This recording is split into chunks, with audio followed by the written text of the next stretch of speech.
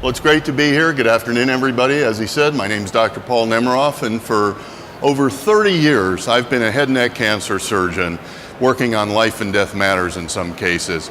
And I went to some great schools. I went to UCLA, Cedars-Sinai, across the state in California, but never was I trained anything about complementary medicine or enzymes or supplements. I had to learn it on my own. But I took a Hippocratic oath back then to, one, do no harm, but also learn something about other ways to help my patients. And I learned that supplemental enzymes can make a difference in people's lives. And that's what I hope to do in the next few minutes, is talk to you about how digestive enzymes, supplemental enzymes, how they've helped me personally and how I believe they can help you. Most of you know a lot about enzymes already, and I don't profess to be a world's expert, but in essence, enzymes are catalysts. They speed up reactions. They make things happen faster in the body. And whether you're breathing or thinking or yawning, as a person is over there to the lecture already, it doesn't matter. Enzymes speed up the reactions and make things happen. They're the body's workers. What is he doing? Switching gears. Imagine a night. It's 2:30 in the morning. You're far away from home. You're in a strange hotel. You wake up. You're in agony. The pain behind your ear is astounding. It's horrific pain. You get up, you go to the mirror, drink a glass of water, you look in the mirror, and you see your face starting to melt. You see literally you can't close your eye. Your nose isn't working. The water that you just tried to drink is running out of the corner of your mouth. You're horrified. You don't know what's going on initially. Imagine that for a moment. I don't have to imagine it. It happened to me a year and a half ago. And I knew as a physician, having treated patients with Bell's palsy, that this wasn't a stroke, but I knew it was something pretty serious, Bell's palsy, which is a problem with a facial nerve that comes out of the brain and innervates or supplies energy to all the muscles of our face that allow us to blink, that allow us to smile, that allow us to wiggle our forehead, that allow us to even speak. And all of this was melting before my very eyes. Well, very disconcerting. Of course, I started on the standard medical therapy of steroids to reduce the inflammation, and I also took some antivirals, and I had access, obviously, to some of the best doctors in the world, and went to the chief of neurotology at a very prestigious university, and he said, Paul, you know what I know, and it's Bell's palsy, and hopefully, God willing, everything's going to be fine. But I also knew, having treated patients like this, that most do well, but 20%, that's 20 out of 100, don't do so well. They may have disfigurement the rest of their lives. They may not be able to close their eye. They may not be able to move their tongue properly. Well, I had all of these things. And he said, we'll see you back in a month, keep our fingers crossed. Well, that wasn't good enough for me, and I got worse. I got so bad that my face was entirely paralyzed. My wife later told me that it looked as if a candle was melting. My tongue tasted like battery acid. I had to put drops in a patch, and I was worried. They told me at one point I may lose my eye. Believe me, I was concerned. Thank God I had studied supplemental enzymes years earlier. And I knew that certain enzymes, in particular bromelain from pineapple, and certain proteases can make a difference on inflammatory matters. In fact, the German E Commission recommends bromelain and other protease enzymes that can help in those cases. So I started on systemic enzymes, and I also started on something called hyperbaric oxygen therapy, going for treatment. I know a lot about that and started on that, those two things, and I prayed. And it was nothing short of miraculous. Within a matter of days, after I had gone from a level 1 to a level 6, Bell's palsy is like cancer. There are stages. There's a little bit of Bell's palsy, and then there's level 6. I was a 6+. In fact, I had the head of this neurology department do a special test called inaugural, electroneuronography. How much of my facial nerve was dead? Most of it. And he had never seen, and he knew I knew about this, anybody recover. So I started on the enzymes, started with the HBO, prayed. Miraculously, within a few days, I started to have some facial tone. Within 2 or 3 weeks, thank goodness I had my face back. Much as it is, I still had my face back. I could smile, I could laugh, I could close my eyes. The pain was gone.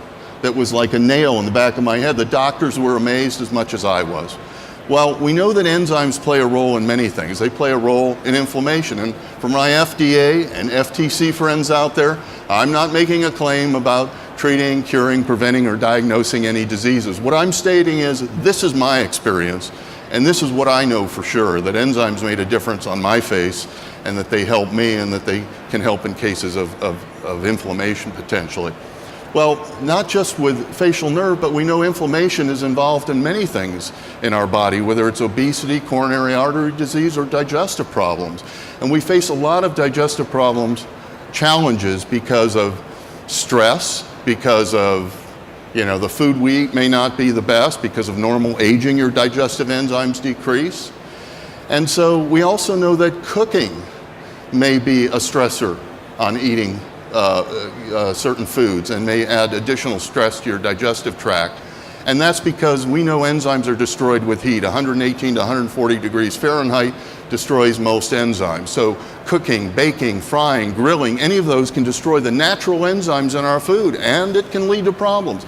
This isn't my just saying this. National Enzyme Company over in booth 31079 has started a pilot study. Actually, we've completed the pilot study that showed various parameters of inflammation in your blood can be mitigated or reduced by taking digestive enzymes. Now, this is a pilot study, so we're going to do the gold standard study, which is a double-blind, randomized, placebo-controlled crossover, a lot of words, to look at various measures of inflammation and how digestive enzymes may mitigate some of those problems. Because we know inflammation is the root of all evil. We now know that it's a source of coronary artery disease, heart disease, digestive disorders.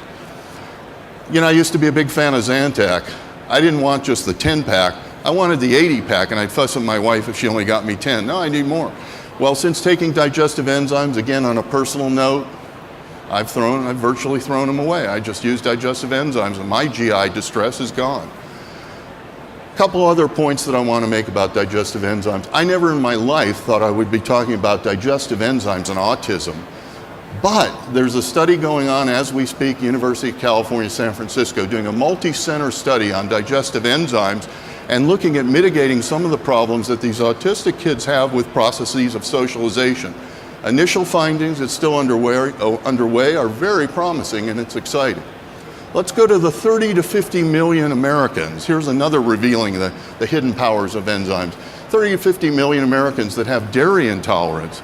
And it's not just like an MD, a typical physician like myself, how I was trained, we'd say, maybe it's lactose, the milk sugar, you need some lactase. It's not just the lactase. In some cases, people have problems with the lipases and the proteins, the milk protein, the casein. So you need enzymes for the protein, the fats, and the milk sugar, and NEC has a unique blend on that. And then also there's gluten, and I'll finish in about 1 minute on this. And gluten basically is a problem for many people, gluten insufficient, gluten intolerance. But I want to share a quick story with you. Hundreds of years ago in the 1600s, anybody remember? I know you all were around. The Salem witch trials were going on. They were burning women at the stakes or hanging them because of their abnormal behavior. They thought they were possessed by the devil because of maybe their bloating or the gas or abdominal distension. They thought they were possessed, when in fact it's reported many of these women had dairy intolerance or gluten insufficiency. Imagine if they had digestive enzymes back then. It could make the difference between life and death. The last thing I'm going to mention is an enzyme called lactoferrin. It's a milk protein, but it functions in many ways as an enzyme. It's a multifactorial enzyme. It's the Swiss Army knife of enzymes. It's an antioxidant. It's an antibacterial. It has antiparasitic activities. And it even has anti-inflammatory activities. There's a lot of research on it. It's really hot, and there's a lot of excitement about it. Check out the blends at NEC. It's the latest thing. High levels of lactoferrin are associated with being supportive of the immune system. So in conclusion, digestive enzymes and enzymes have made a huge difference in my life. I believe in them now. And I believe you should take digestive enzymes as well. Do it for your peace of mind. Do it for your digestion. And do it for your health. Thank you.